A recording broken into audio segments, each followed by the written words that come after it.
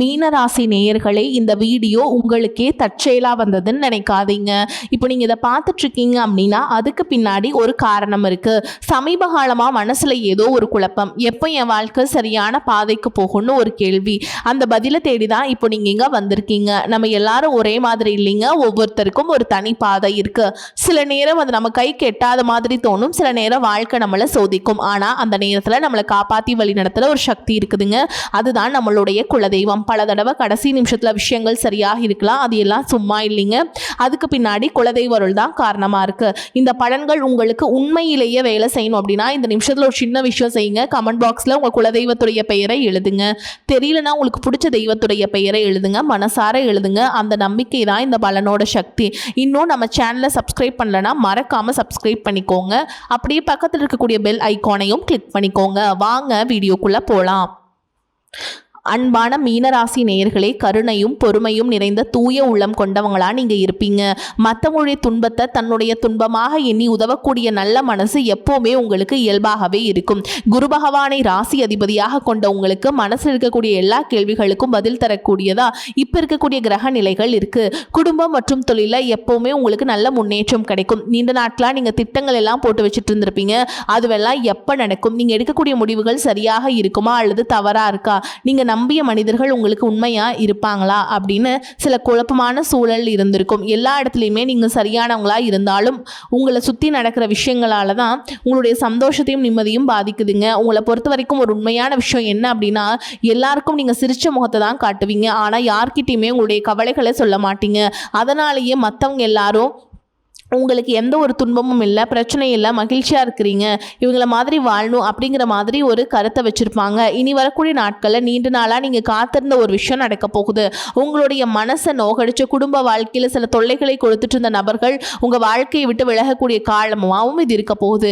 மேலும் நீங்கள் எந்த இடத்துல எச்சரிக்கையாக இருக்கணும், எந்தெந்த முடிவுகளை நிதானமாக எடுக்கணும் அப்படிங்கிறதையும் இந்த வீடியோ பதிவில் பார்க்க போகிறோம். மீனராசி பூரட்டாதி நட்சத்திரம் 4ஆம் பாதம், உத்திரட்டாதி நட்சத்திரம், ரேவதி நட்சத்திரம்ல இருக்கவங்களுக்கு கிரக நிலைகள் எப்படி இருக்குது அப்படின்னு பார்த்தீங்கன்னா, ராசி ஸ்தானத்தில் சனியும், சகோதர ஸ்தானத்தில் செவ்வாயும், சுகஸ்தானத்தில் புதனும், புத்திரஸ்தானத்தில் சூரியனும் குருவும், சத்துருஸ்தானத்தில் சுக்கிரனும் கேதுவும், அயன சயன போகஸ்தானத்தில் ராகுவும் இருக்கிறதுனால உடன் பிறந்தவங்க வழியில் சின்ன சின்ன கருத்து வேறுபாடுகள் ஏற்பட்டு நீங்க போகுது. குழந்தைகளை பொறுத்த வரைக்கும் எல்லாம் புரிஞ்சு செயல்படுவாங்க. உடல் ஆரோக்கியம் தொடர்பான இன்னல்கள் உங்களை விட்டு விலக்கும். சீக்கிரமாக முடிவெடுக்கக்கூடிய சின்ன சின்ன விஷயங்களுக்கு கூட பெருசாக யோசிச்சு நீங்களே எல்லா விஷயத்தையுமே தாமதப்படுத்துகிற மாதிரியான சூழல் உருவாகும்.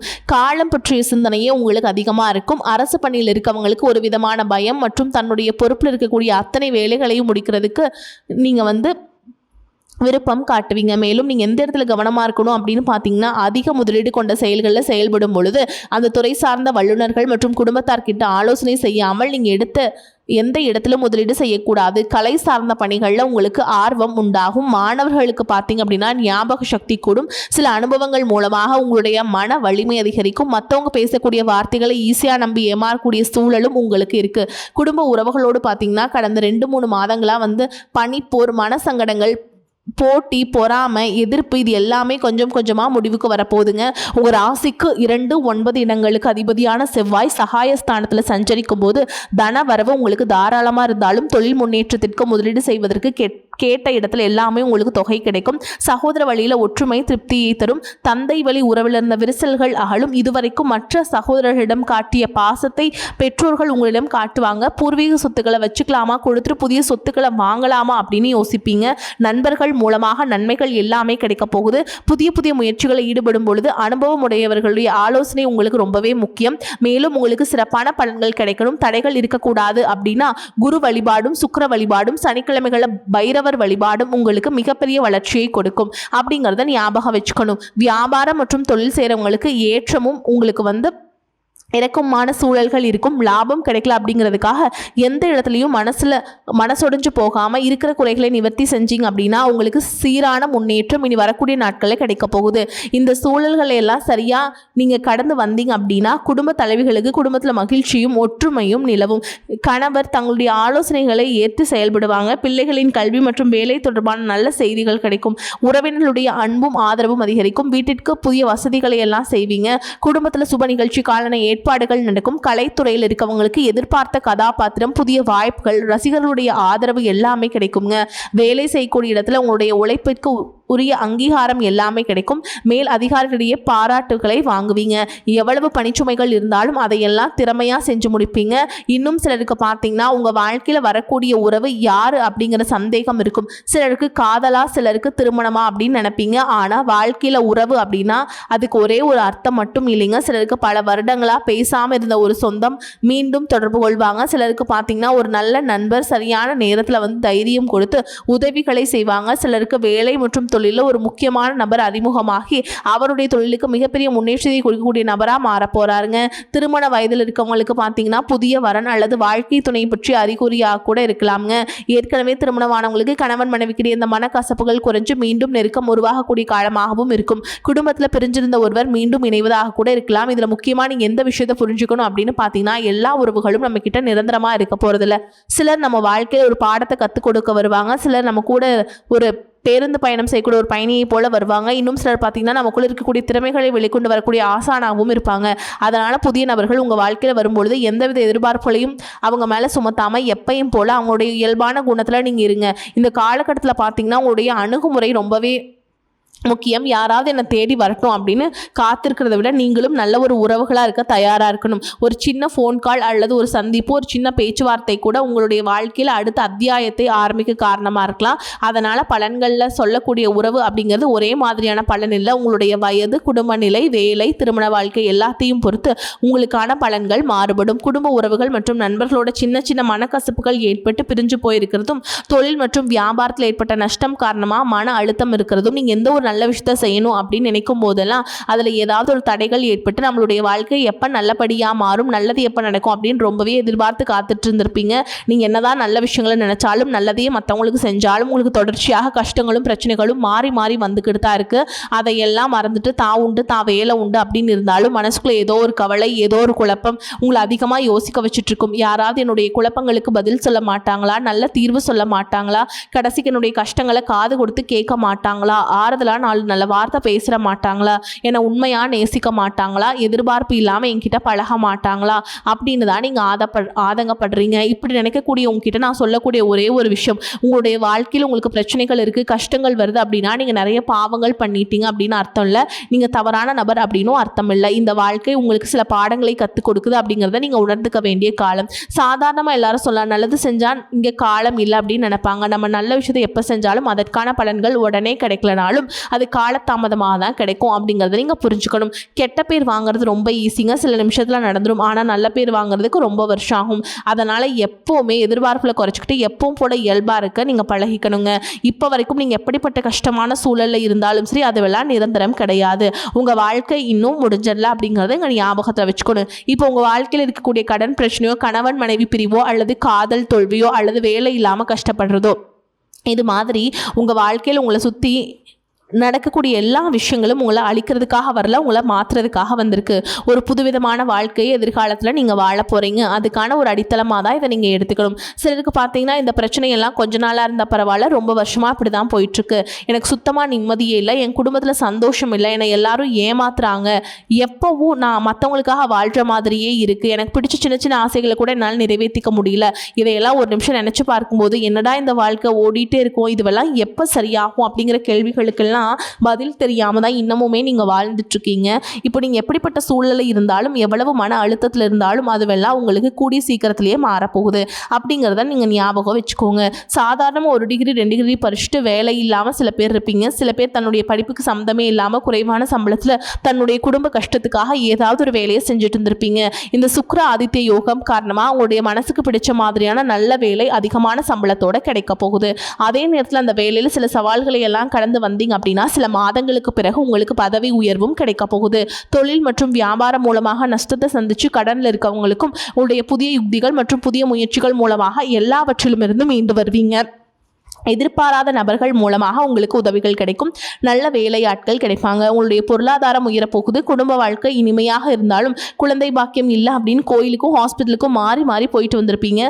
சரியான புரிதலோடு சரியான மருத்துவ சிகிச்சைகள் மற்றும் குலதெய்வத்திற்கு பொங்கல் வச்சு வழிபாடு செய்வது, ஆரோக்கியமான விஷயங்களை செய்வதன் மூலமாக இந்த வருடத்தின் இறுதிக்குள்ள நிச்சயமாக உங்களுக்கு குழந்தை பாக்கியம் கிடைப்பதற்கான வாய்ப்புகள் இருக்குது.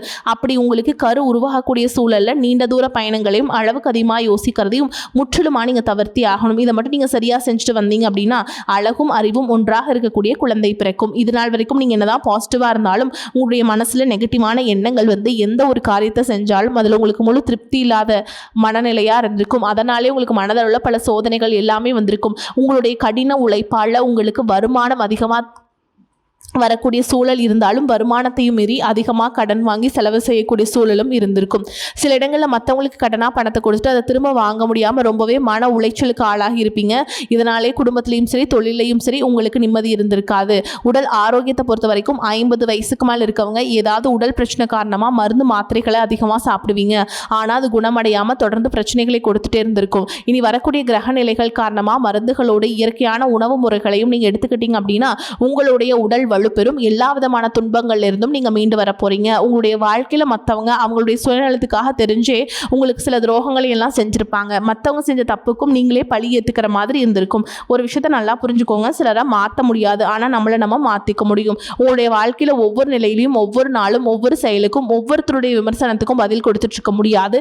இயற்கைக்கும் கடவுளுக்கும் நம்மளுடைய மனசாட்சிக்கு உண்மையாக இருந்து யாரோட மனசையும் புண்படுத்தாம நம்ம அடுத்த நிலையை நோக்கி போய்கிட்டே இருக்கணும். நீங்க பெருசா மதிச்சு சில உறவுகள் உயிராக நினைக்கக்கூடிய சில மனிதர்கள், எதிர்காலம் அப்படின்னு நினைச்சிட்டு இருக்கக்கூடிய குழந்தைகளும் ஆதரவாக இருக்கக்கூடிய குடும்பமுமே உங்களுக்கு பல கஷ்டங்கள் எல்லாமே கொடுத்துருக்காங்க. இவ்வளவு வழிகளையும் வேதனைகளையும் கடந்து இன்னமும் நீங்க ஓரளவுக்கு நல்லா இருக்கீங்க அப்படின்னா அதுக்கு மிக முக்கியமான காரணம் நீங்க கடவுள் மேல வச்சிருக்கிற நம்பிக்கையும் இதுவரைக்கும் நீங்க செஞ்ச நல்ல காரியங்கள் தான் காரணம் அப்படிங்கிறத புரிஞ்சுக்கோங்க. உங்களை பொறுத்த வரைக்கும் இந்த வாழ்க்கையில் நீங்க பெருசா எதையுமே ஆசைப்படல. ஆரோக்கியமான சாப்பாடு, தனக்குன்னு சந்தோஷமான நல்ல குடும்பம், மனசுக்கு பிடிச்ச வீடு, தேவைகளை எல்லாம் பூர்த்தி செய்யக்கூடிய அளவுக்கு வருமானம் கொடுக்கக்கூடிய வேலையோ தொழிலோ இது இருந்தா போதும். உடல் ஆரோக்கியமும் நிம்மதியான தூக்கமும் இருந்தா போதும் அப்படின்னு தான் நினைக்கிறீங்க. உங்களுக்கு இந்த அடிப்படையான விஷயங்கள் ஓரளவுக்கு கிடைச்சாலும் மனசுல நிம்மதி இல்லாதனால உங்க முகத்திலையும் தேஜஸ் இல்லை. இதுக்கப்புறமாவது இந்த வாழ்க்கையை நல்லா என்ஜாய் பண்ணும் அப்படின்னு நீங்க ரொம்பவே நம்பிட்டு இருக்கீங்க. நடக்கிற விஷயங்கள் எல்லாம் பாதிதான் நிறைவேறுது. இதனாலேயே உங்க வாழ்க்கை கனவு மாதிரி ஒரு பிடிப்பே இல்லாம தான் போயிட்டு இருக்கு. எதை செய்ய போனாலும் ஏதாவது ஒரு தடைகள் வந்து உங்களுடைய வாழ்க்கையை முடிக்கிற மாதிரியே இடைஞ்சலா இருந்திருக்கும். இக்கட்டான நேரத்தில் யாராவது எனக்கு சின்ன ஒரு உதவி செய்ய மாட்டாங்களா, எனக்கு கை கொடுத்து தூக்கி விட மாட்டாங்களா அப்படின்னு எத்தனையோ முறை கடவுள்கிட்ட நீங்க வேண்டுதல் வச்சிருப்பீங்க. உங்களுடைய அத்தனை வேண்டுதல்களும் இனி பழிக்க போகுது. இதுவரைக்கும் வாடகை வீட்டில் இருந்திருப்பீங்க. அதனாலே உங்களுக்கு திருமணம் சில நேரங்களில் தடைபட்டு இருந்திருக்கும்.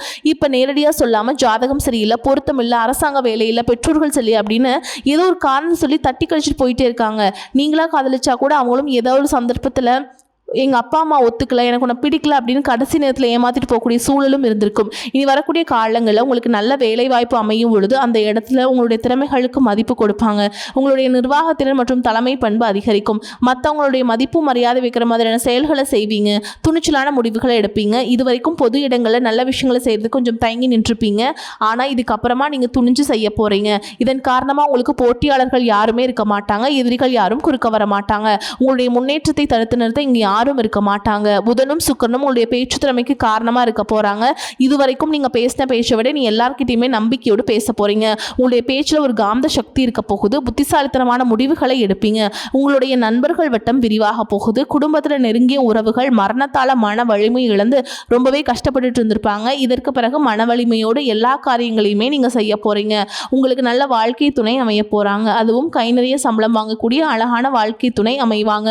உங்களுடைய 2 பேருடைய வருமானமும் உங்க குடும்ப பொருளாதார சூழலை உயர்த்த போகுது. திருமணம் முடிஞ்சதுக்கு அப்புறம் புதிதாக உங்களுக்கு சொந்த வீடு, வாகனம் எல்லாமே சாத்தியமாகும். வெகு விரைவிலேயே நீங்க நினைச்ச மாதிரியான வாழ்க்கையை நீங்க வாழ போறீங்க. நீண்ட காலமா உங்க குடும்பத்துல வாழ்க்கை துணையின் உறவுகள் மூலமாக நிறைய பிரச்சனைகளை எல்லாம் சந்திச்சுட்டு வந்துட்டு இருப்பீங்க. நீண்ட காலமா உங்களுக்கு பிரச்சனைகளை கொடுத்து கொண்டு வந்த உங்களுடைய வாழ்க்கை துணையின் உறவுகள் உங்களை விட்டு விலகி போக போறாங்க. அவங்க செஞ்ச பாவங்களுக்கும் மனசாட்சி இல்லாமல் நடந்துக்கிட்டதுக்கும் சரியான தண்டனை கிடைக்க போகுதுங்க. இதற்கு பிறகு குற்ற உணர்ச்சியால் அவங்களே உங்ககிட்ட மன்னிப்பும் கேட்க போகிறாங்க. இந்த மாதிரியான நல்ல விஷயங்கள் உங்கள் வாழ்க்கையில் நடந்து உங்கள் வாழ்க்கையவே தலைகீழாக மாற்ற போகுது.